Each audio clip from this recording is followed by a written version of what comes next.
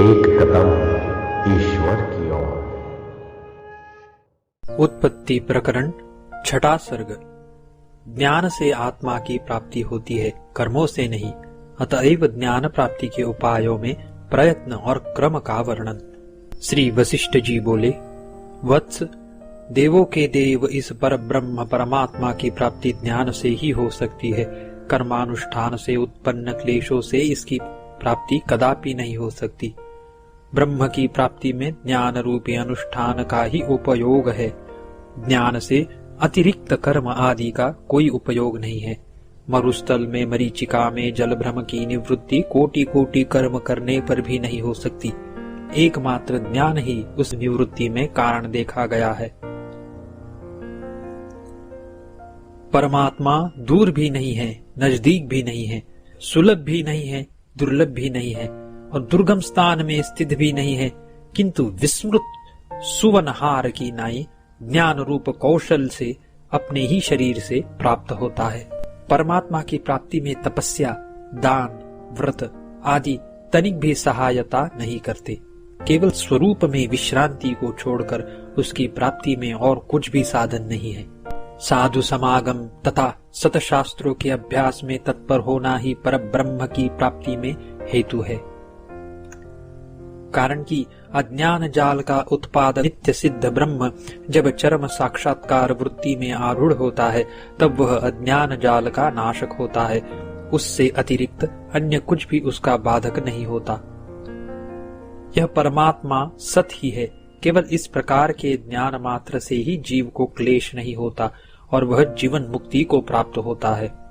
श्री रामचंद्र जी बोले, गुरुवर, स्वरूपभूत इस आत्मा में केवल ज्ञात होने से क्लेशदायक जन्म मरण आदि उपद्रव फिर कभी नहीं होते हैं। यह महान देवादिदेव किस उपाय से अतिशीघ्र प्राप्त होता है? यदि कहिए ज्ञान से प्राप्त होता है तो कृपया बतलाइए कि वह ज्ञान किस दुष्कर तप से अथवा कितने प्रचुर क्लेश से प्राप्त होता है।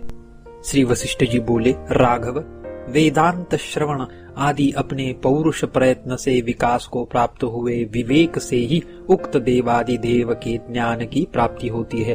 तप, स्नान, यज्ञ आदि कर्मों से नहीं। हे रघुवंश तिलक, राग, द्वेष, अज्ञान, क्रोध, मद और मात्सर्य का त्याग किए बिना तप, दान आदि क्लेश ही है, वास्तविक साधन नहीं है। क्योंकि चित्त में राग आदि का साम्राज्य रहने पर दूसरे को ठग कर जो धन उपार्जित किया जाता है, उसके दान से उसी को फल मिलता है जिसका कि वह धन है। चित्त के राग आदि से उपहत होने पर जो व्रत आदि किया जाता है, वह दंभ कहा जाता है, उसका कुछ भी फल नहीं होता। इसीलिए पौरुष प्रयत्न से मुख्य औषधि का उपार्जन करना चाहिए। वह मुख्य औषधि है सतशास्त्रों का अभ्यास और सज्जन संगति, जिनसे संसार रूपी व्याधि की निवृत्ति हो जाती है। इस संसार में संपूर्ण दुखों के विनाश की प्राप्ति में केवल एक पौरुष प्रयत्न ही साधन है। उसको छोड़कर दूसरा कोई भी उपाय नहीं हो सकता। हे श्री रामचंद्र जी, आत्मज्ञान की प्राप्ति के लिए अपेक्षित वह पौरुष कैसा है, उसे आप सुनिए। जिससे राग द्वेष रूपी विषूचिका सर्वथा निवृत्त हो जाती है। मुमुक्षु पुरुष, जिसमें लोक और शास्त्र से किसी प्रकार का विरोध नहीं है, ऐसी यथा योग्य आजीविका से संतुष्ट होकर भोग वासना का परित्याग करे। अपनी हितकारिणी अनुद्विग्नता द्वारा यथा संभव उद्योग से सर्वप्रथम सज्जन संगति और सतशास्त्र के अभ्यास की शरण लेनी चाहिए।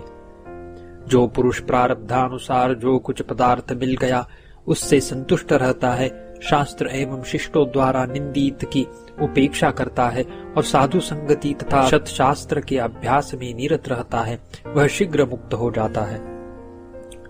जिस महामती पुरुष ने विचार द्वारा अपने स्वरूप यानी आत्म तत्व को जान लिया है, उस महापुरुष के ये ब्रह्मा, विष्णु, शंकर और इंद्र अनुकंपा पात्र होते हैं। श्रुति और स्मृति से प्रतिपादित सदाचार में परिनिष्ठित सज्जन लोग जिसे साधु कहते हैं, वह यदि ज्ञान, वैराग्य आदि शुभ गुणों से विशिष्ट हो तो वह साधु है। प्रयत्न पूर्वक उसकी शरण लेनी चाहिए। संपूर्ण विद्याओं में अध्यात्म विद्या मुख्य है। उसकी उत्पत्ति के अनुकूल विचारात्मक वर्णन जिसमें हो, वह शास्त्र अर्थात उपनिषद, सूत्र भाष्य, गीता एवं इनके विवरणात्मक ग्रंथ सतशास्त्र कहलाते हैं। उसके विचार से पुरुष मुक्त हो जाता है। जैसे निर्मली चूर्ण के संसर्ग से जल का मैल नष्ट हो जाता है और जैसे योग के अभ्यास से लोगों की बाह्य मनोवृत्तियां विनष्ट हो जाती है, वैसे ही सतशास्त्र और साधु संगति से उत्पन्न विवेक से विद्या के विरोधी राग, द्वेष आदि सहसा विनष्ट हो जाते हैं। छठा सर्ग समाप्त।